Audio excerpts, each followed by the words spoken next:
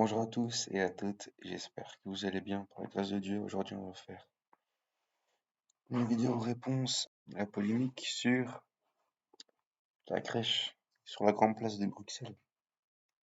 Donc il faut savoir que sur la grande place de Bruxelles, il y a eu une crèche. Donc voilà à quoi ressemble la crèche. Regardez.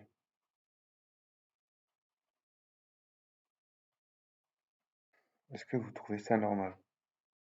Sérieux. Ça c'est censé représenter les rois mages, ok?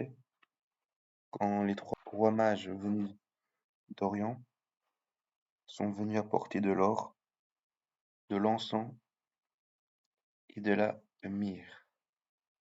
La myrrhe, c'est une résine aromatique utilisée pour l'embaumement, symbolise sa mort et son sacrifice humain. L'encens représente sa divinité car il était utilisé dans les temples comme offrande à Dieu. Et l'or symbolise la royauté de Jésus car c'était le don d'un roi. Les rois mages, c'était des mages. Donc des mages, ça veut dire quoi? Ça veut dire que c'était des personnes qui sont itinérants. Prêtres, astrologues dans la Babylone antique, en Assyrie. Donc un mage, c'est un prêtre, ok, qui venait du Moyen-Orient. Et la crèche, du coup, l'artiste qui a fait cette crèche, elle les a représentés comme ça. Donc sans visage, tu vois. Ici, là. Ça, c'est le visage d'un roi mage. Ça fait vraiment flipper. On dirait un film d'horreur. Mais sérieux, c'est quoi ça? En plus, ils sont habillés comme des musulmans, donc avec le voile, ok, comme des princes arabes. Et là, ça, c'est censé être Jésus. Donc, si j'ai bien compris, ici vous avez Marie, donc Marie, la mère de Dieu. Regardez comment ils l'ont représentée. C'est quoi? Marie, allô, allô, ayez un peu de respect, s'il vous plaît. La mère de Dieu. Comment est-ce qu'ils l'ont représentée? Non, mais c'est n'importe quoi. Un ballon, donc une tête ronde, tel un ballon, sans visage, sans âme, juste des morceaux de tissu mis n'importe comment avec des couleurs qui sont n'importe quoi, mis n'importe comment. Et Joseph, pareil, habillé comme un bidon, c'est n'importe quoi. En plus, Marie, ils lui ont mis le voile, quoi. Non, mais c'est n'importe quoi. Ils lui ont mis un voile islamique. Jésus, il est tout blanc, il n'a pas d'expression, c'est n'importe quoi. Quel est le problème en fait? Parce que lui, certaines personnes me diront, mais quel est le problème? Il y a plusieurs problèmes. Quand je suis tombé sur cette information, quand j'ai vu ces images de ces poupées de chiffon, je pensais que ça coûterait environ 3 000 €, tu vois, 3 000 €. Ça a coûté 65 000 €. Oui, vous avez bien entendu. 65 000 € pour ça, pour une période de 5 ans. Donc, pendant 5 ans, il va y avoir cette horreur sur la plus belle place du monde.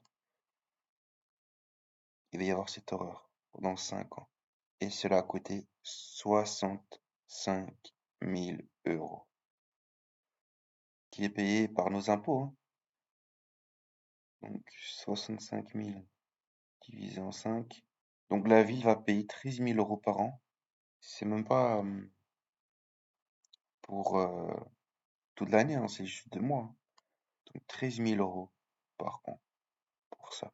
En plus, historiquement, Jésus, il est né dans une mangeoire, dans une étable, ok? Là, ils l'ont représenté dans une vulgaire tente. Et c'est moche, ça n'a pas d'âme. Une vulgaire tente. Ils sont censés représenter qui? Ils sont censés représenter le Dieu vivant, ok? Le Messie, Jésus-Christ. Et ils le représentent comme une poupée de chiffon, tu vois. C'est vraiment scandaleux, c'est honteux. Donc c'est la première chose qui me choque, c'est le prix. 65 000 euros pour ça. Moi, très honnêtement, ça vaut pas plus de 3 000 euros. Donc 65 000 euros pour cette horreur. Deuxièmement, sont des poupées de chiffon, ok, de vieux tissus réutilisés. Et c'est même pas une étable en fait, c'est une vulgaire tente.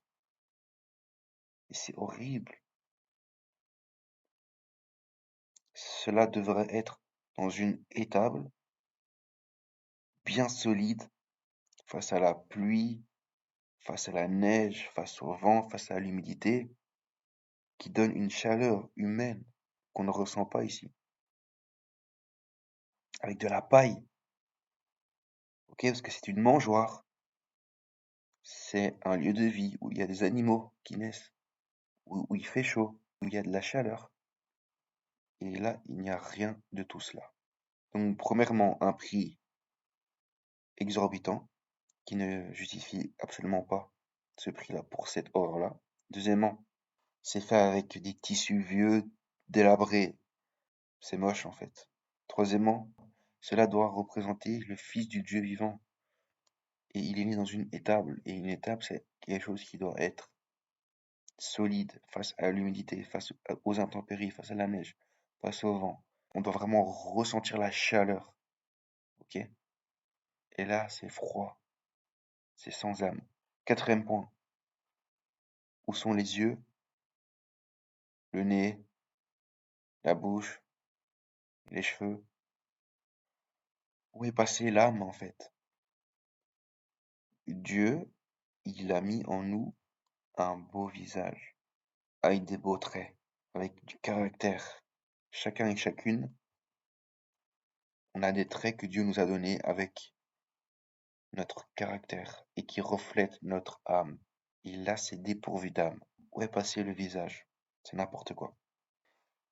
Et aussi, cinquième point, pourquoi est-ce qu'il y a 10 000 couleurs différentes? Soyez un petit peu raisonnable, s'il vous plaît. Il nous parle d'inclusion, comme quoi ils doivent représenter toutes les couleurs de l'Afrique qu'il y a à Bruxelles. En soi, il n'y a pas de mal à cela. Et pourquoi tu fais ça sur Jésus? Enfin, même Jésus, il est représenté tout blanc. Mais pourquoi tu fais ça sur Marie, sur Joseph, sur les trois mages? Pourquoi tu fais ça sur eux? Il faut être cohérent avec l'histoire. De quelle couleur était Marie? Elle n'était certainement pas africaine. De quelle couleur était Joseph? Certainement pas métis. De quelle couleur étaient les trois mages? Certainement pas africains. Ils avaient la peau basanée, comme les gens qui vivent actuellement au Moyen-Orient. Donc il faut être cohérent avec l'histoire et avec le récit de l'histoire. Quand tu représentes Marie ou même Jésus-Christ, tu dois le représenter avec les caractéristiques qu'il avait. Donc Jésus-Christ vivait en Palestine. Il faut que tu le représentes avec la couleur de peau qui correspond à la région du monde où il a vécu, c'est-à-dire en Palestine. Et les gens en Palestine n'ont pas la peau noire. Les gens en Palestine n'ont pas la peau blanche. Ils ont une peau avec un teint qui est mat. Ok? Donc tu dois être fidèle à l'histoire, aux caractéristiques de l'histoire. Et ne venez pas nous parler d'inclusion dans une fête religieuse. Cela n'a rien à voir. Si tu veux parler d'inclusion, fais-le en dehors de la religion. Cela n'a rien à voir. La religion, c'est à part, avec tout ce qui est inclusion et compagnie. Et sixième point, à qui cela profite? À qui profite le crime? Qui est heureux dans cette histoire? C'est qui? C'est l'islam. Pourquoi? Parce qu'ils ont habillé la mère de Dieu avec un voile islamique. Ils ont habillé Joseph avec un voile. Ils les ont habillés comme des bédouins, donc comme des arabes. Non seulement cela, mais ils ont enlevé les traits de leur visage. Ils ont enlevé leur âme. Pourquoi? Parce que dans l'islam, dans les hadiths, c'est interdit de représenter quelqu'un en lui attribuant des caractéristiques telles que le visage. C'est pour cela que dans l'islam, c'est strictement interdit de représenter leur prophète. Et il faut respecter cela. Moi, en aucun cas, je peux tolérer que des personnes commencent à représenter leur prophète, faire des caricatures. Cela n'a aucun intérêt et ce sont les païens qui font cela, les athées, pour se moquer. Moi, en tant que chrétien, je n'ai pas à représenter le prophète d'une autre personne. Déjà, de un, si c'est interdit, pourquoi est-ce que moi je vais faire? Déjà, j'ai pas que ça à faire. Et en fait, je vais pas commencer à représenter quelqu'un qui me demande de pas le faire.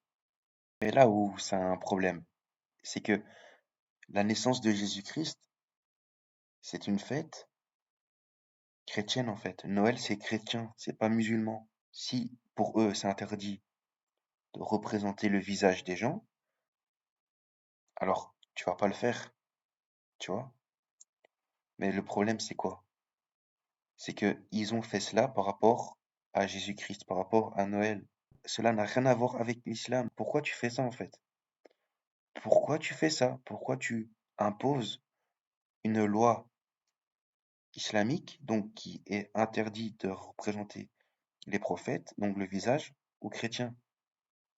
Moi, je respecte leurs lois, leurs coutumes, leurs traditions, mais en aucun cas, moi qui suis chrétien, je vais commencer à faire quelque chose qui est contre leurs lois. Chacun doit rester à sa place. Donc, maintenant, j'appelle au bourgmestre qui s'appelle Philippe Claus de Bruxelles à démissionner parce que tu gaspilles 65 000 euros pour cette abomination. Donc, soit tu rembourses de ta poche les 65 000 euros ou tu démissionnes en fait. C'est intolérable. C'est inacceptable. À Bruxelles, dans ta commune, il y a des gens qui dorment dans la rue, ok? Des SDF. Et toi, tu claques 65 000 euros pour ça. Et c'est même pas ton argent, c'est l'argent de ta commune en fait. Des gens qui payent leurs taxes en fait. Donc Philippe Claus, soit tu rembourses de ta poche les 65 000 euros, tu rembourses du coup bah, à la commune de ta poche, ou tu démissionnes en fait. Et cette crèche-là, elle est bonne pour aller où? Dans un parc de recyclage. Et il est temps de refaire une crèche qui représente vraiment la chaleur, l'intimité, la joie, cette belle naissance qui est la naissance du Christ. Donc, merci à tous d'avoir visionné. Je vais vous mettre à l'écran quelques crèches qui sont cette fois-ci totalement bonnes et saines, où vraiment tu ressens l'amour de Dieu, tu ressens par la chaleur la naissance du Sauveur Jésus-Christ. Amen. Prends soin de toi, lis ta Bible et gloire à Dieu.